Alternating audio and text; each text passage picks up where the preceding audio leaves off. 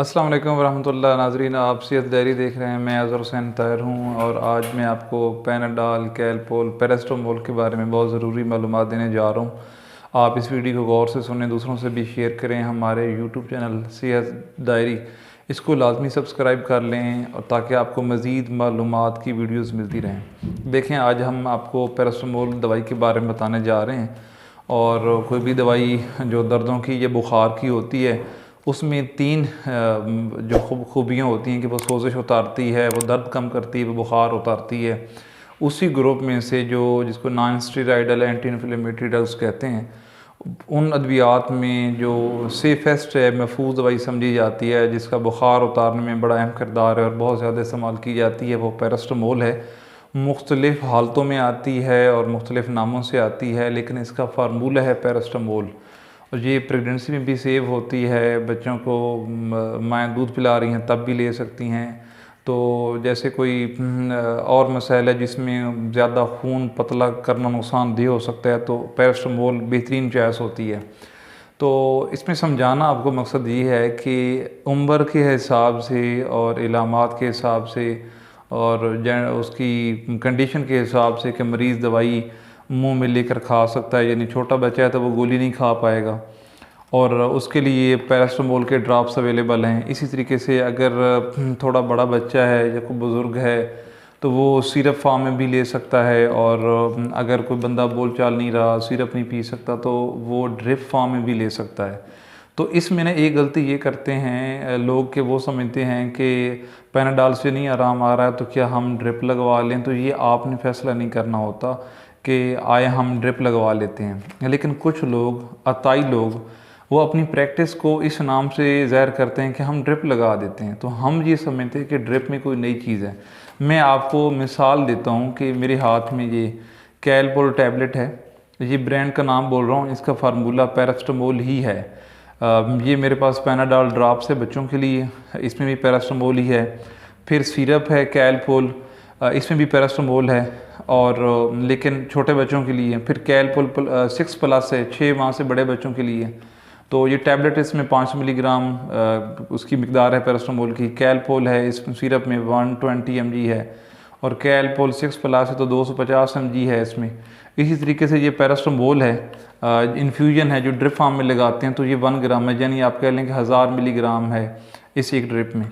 तो समझाना ये मकसद था कि ये मुख्तलिफ़ हालतें होती हैं दवाई की, इसको डोजेज फार्म कहते हैं। मरीज़ की कंडीशन के मुताबिक फ़ैसला किया जाता है। हम ये बाज़ बात समझ रहे होते हैं कि हम कैलपोल असर नहीं कर रहा तो कैलपोल इन्फ्यूजन बड़ा असर करेगी, लेकिन हर दफ़ा ये नहीं ठीक होता। कोई किसी का GIT का मसला है, कोई ले नहीं पा रहा, तो वो अलग बात है। इन्होंने बुखार उतारना होता है, इसका हम मिस यूज़ के बारे में आज आपको बताना चाह रहे हैं कि हम सब पेशेंट समझते हैं कि हमें बुखार हो गया है, होता है वायरल इन्फेक्शन है, जिसमें दर्द है तो आप पैनाडॉल की गोली आपने खाई तो चलो एंटीबायोटिक से बच के तो ठीक है। लेकिन बाज़ औक़ात ये होता है कि इवन TB तक के ऐसे मरीज़ देखे हैं, तो लोग आके ये शिकायत करते हैं देहाती लोगों के कि हम तो महीना हो गया पैनाडॉल खा रहे हैं मगर हमारा बुखार नहीं जा रहा। जो असल चीज़ आपको समझाना मकसूद है कि अपने तौर पर बेशक ये ओवर द काउंटर मेडिसिन समझ के आप ले जाते हैं कि फार्मेसी पे गया और पैरास्टामोल या पैनाडॉल मांग ली, लेकिन उसका ये मतलब नहीं है कि बुखार हो गया है, जिस्म में दर्दें हैं तो पैनाडॉल नहीं सारा मसला हल करना है। ये बुखार उतार देगी आपका, ठीक है। बुखार क्यों हुआ था ज़रूरी नहीं कि इससे उतरे। तो आपके मुआलिज ने ये डिसीजन करना होता है कि आपको बुखार क्यों हुआ है। टेस्ट होती हैं, डायग्नोसिस होते हैं, लोग नब्ज़ देखते हैं, इलामात पूछते हैं, फिर फैसला होता है। आप इन्हीं में से चीज़ों को लगातार मुसलसल ऐसे ही बग़ैर किसी रिकमेंडेशन के इस्तेमाल ना किए करें।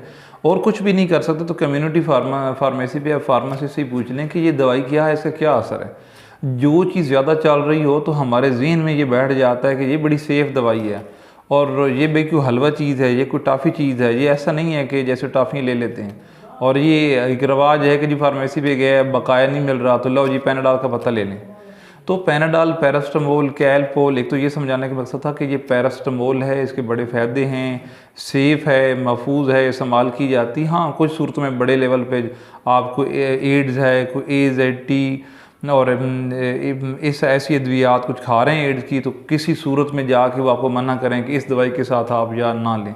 लेकिन आम पॉपुलेशन पर इसका असर होता है, इस्तेमाल भी कर रहे होते हैं। लेकिन फिर भी इसकी भी टॉक्सिसिटी होती है कि excess of everything is bad, कि आप कोई भी चीज़ आप ज़रूरत से ज़्यादा लेंगे तो नुकसान देगी। अगर आप इसकी सेफ़ डोज़ पूछें तो अडल्ट आदमी है और उसे गुर्दे जिगर सब कुछ ठीक है तो मैक्सिमम बामरे मजबूरी तो आप इसको 4 ग्राम तक ले सकते हैं। लेकिन वो भी वक्फे से कि 2 गोली पैनाडॉल आपने ली तो फिर आपने 4 से 6 घंटा गैप देना है और फिर 2 गोली लेनी है जैसे आपको बताई गई हूँ।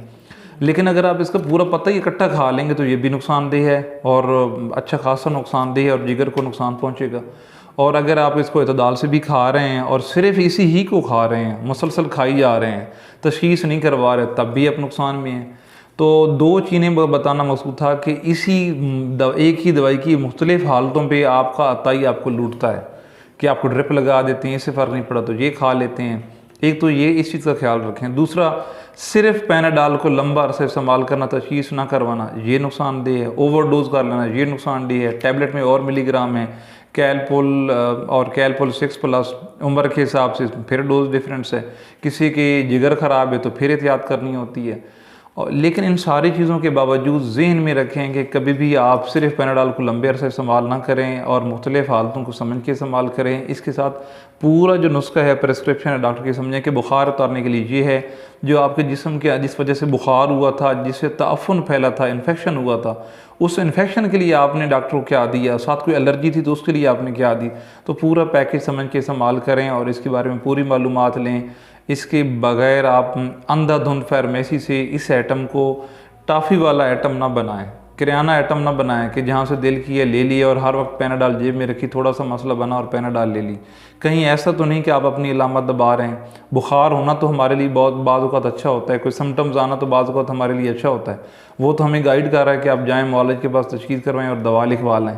और हम में कि मुसलसल पैनाडॉल, पैरास्टामोल, कैलपोल, फेब्रोल और ये खाई जा रहे हैं, या हम अताई के हद तक चढ़ जाते हैं। वो मुख्तलिफ़ पैकिंग और दवाई की मुख्तलिफ़ हालत के हिसाब से और हमारी कम इल्मी की वजह से हमसे लूट रहा होता है। तो अताइयों से लुटना छोड़ दें, ओवरडोज का ख्याल करें, मुआलिज की प्रिस्क्रिप्शन के मुताबिक लें। ओवर द काउंटर समझते हैं तो आप फार्मेसी से लें और डोज़ के अंदर रह के लें, तशख़ीस भी करवाएँ, इलामात को मुताबिक बाकी अद्वियात भी लें। धड़ाधड़ इसको टॉफ़ी आइटम ना बनाएँ। बहुत शुक्रिया।